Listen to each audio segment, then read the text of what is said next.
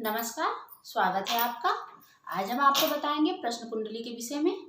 प्रश्न कुंडली में कोई आपके पास आ रहा है और आपसे पूछता है कि हमारी ये वस्तु खो गई है, ये हमें मिलेगी या नहीं, या ये वस्तु हमारे पास आसपास में है या कहीं दूर है, खत्म हो गई है या हमारे वापस मिल सकती है। ये सारे सवाल जब आपके पास कोई आके पूछता है तो आपको उसकी गणना कैसे की जाती है, ये आज हम आपको बताएंगे। तो आइए देखते हैं।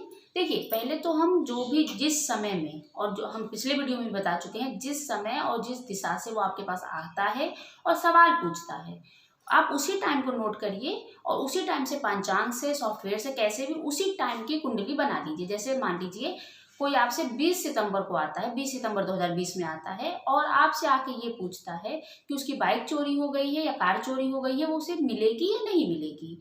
तो 20 सितंबर को वो कितने बजे आता है? अगर वो सुबह के टाइम आ रहा है 5:05, 10 मिनट, 7 बजे, 9 बजे, तो वो टाइम नोट कर लीजिए, वो जगह जो आप जहाँ पे हैं वो जगह। अब इसको सॉफ्टवेयर में या फिर पंचांग के थ्रू इसकी कुंडली एक चार्ट बना लीजिए। हमने ये जो चार्ट बनाई है कालपुरुष की है, इसमें हमने कोई विशेष उसको नहीं लिया है, हमने सिर्फ आपको समझाने के लिए लिया है। मगर इसकी गणना करने के लिए जो है आप उस समय कुंडली बना लीजिए। अब आप देखिए कि आपको वहाँ पे कैसे, जब जो चार्ट बन जाएगा वो कैसे होता है। ये चार्ट जाहिर सी बात है कालपुरुष की तो नहीं बनेगी, किसी की भी बनेगी। यहाँ पे अगर चंद्रमा पूर्ण बली है, पूर्ण बली से मतलब है कि अगर चंद्रमा उच्च राशि में है या फिर शुक्ल पक्ष के चंद्रमा है या चंद्रमा अपने पूर्ण अंश में है, तो ऐसे में वो कार्य सिद्ध होगा। आप उस व्यक्ति से बोलिए कि उसकी खोई हुई वस्तु अति शीघ्र मिलेगी। लेकिन इसके अलावा एक नियम और भी है। आपके लग्न में चंद्रमा हो, चंद्रमा पूर्ण बली हो, इसके अलावा गुरु और शुक्र, इन दोनों की दृष्टि भी लग्न पे पड़ना बहुत जरूरी है। अगर इन दोनों की दृष्टि लग्न पे नहीं पड़ रही है, गुरु या गुरु शुक्र दोनों की, अगर इनकी लग्न पे दृष्टि नहीं पड़ रही है, तो इसको ये मत कहिए कि वो सामान उसका मिल जाएगा, क्योंकि सिर्फ लग्न में चंद्रमा के पूर्ण बली होने से सामान नहीं मिलेगा। सामान तब मिलेगा जब गुरु और शुक्र की भी उस पर दृष्टि पड़ रही होगी, तब आपको सामान 100% मिलेगा। दूसरी बात, एक और चीज जिसका बहुत ध्यान रखा जाता है वो है दिग्बल का, कि कौन से दिन वो सवाल पूछा गया है। जैसे शनिवार के दिन शनि का दिग्बल होता है, मंगलवार के दिन मंगल दिग्बली होते हैं। तो इसी तरह से जो वार होता है उस वार के दिन, यानी सामने वाले ने आपसे सवाल पूछा तो 3 चीजों का ध्यान दीजिए। पहले तो वो समय नोट कर लीजिए और उसकी कुंडली बना लीजिए। कुंडली में देखिए चंद्रमा कहाँ पे है। चंद्रमा अगर लग्न में है, पूर्ण बली है, तो काम होगा। उसके बाद आप दूसरा नजर डालिए कि लग्न पे दृष्टि किस किस की पड़ रही है। मेलिफिक प्लांट शुभ ग्रहों की पड़ रही है कि पाप ग्रहों की पड़ रही है। शुभ ग्रहों में गुरु शुक्र की पड़ रही है, तो उसे आंख बंद करके बता दीजिए उसका काम अति शीघ्र होगा। उसका जो चीज है वो उसे मिल जाएगी, चाहे घर में मिल जाएगी, चाहे थोड़ी दूरी पे मिल जाएगी, मिल जाएगी।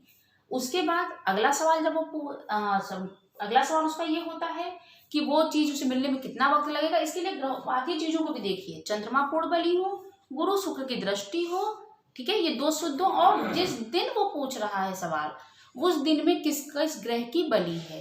ये तीनों चीजें जब आप नोट करेंगे और ये तीनों चीजों को ध्यान में रखेंगे, तो वो सवाल का जवाब, प्रश्न कुंडली आप आसानी से सॉल्व कर पाएंगे कि वो चीज उसको मिलेगी या नहीं मिलेगी। ठीक है। इसके अलावा एक सामान्य बुद्धि का भी जो प्रयोग होता है उसे भी करना पड़ेगा, क्योंकि देखिए अगर वो व्यक्ति आपसे कोई चीज पूछता है, जैसे अंगूठी खो गई है या घर में खो गई है, तो इन चीजों का सवाल का जवाब आप इस तरह से निकाल लेंगे। लेकिन अगर कोई ऐसी वस्तु चोरी हुई है, जैसे घर में चोरी हो गई है, तो आप भी ये बात सामान्य तरीके से समझ पाएंगे कि वो जब तक वो आपके पास आया होगा तब तक वो चीजें काफी हद तक नष्ट हो गई होंगी। तो इन बातों का भी व्यवहारिक ज्ञान का भी उपयोग करते हुए ही प्रश्न कुंडली को हल करिए। सिर्फ सूत्रों के आधार पर प्रश्न कुंडली को हल मत करिए, इससे दिक्कतें हो जाएंगी, गलत हो जाएगा प्रेडिक्शन। ठीक है। तो इस तरह से कोई वस्तु की प्राप्ति के लिए आपको इन चीजों के लिए, अगर नष्ट हो गई है, खो गई है, या मिलेगी दोबारा कि नहीं मिलेगी, इस टाइप से कोई चीज सवाल पूछता है, तो उसको देखने के लिए इन 3 चीजों का ध्यान रखा जाता है।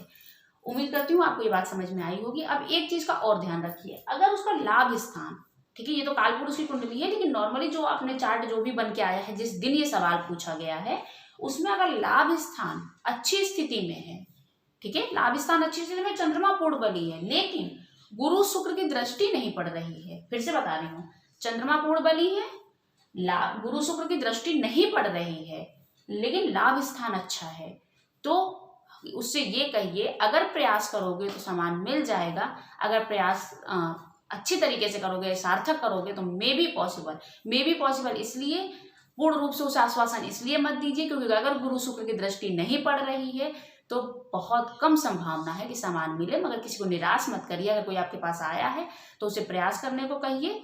चंद्रमा पूर्ण बनिए तो संभवतः उसके प्रयासों से सफलता रंग लाएगी और उसे सामान मिल जाएगा।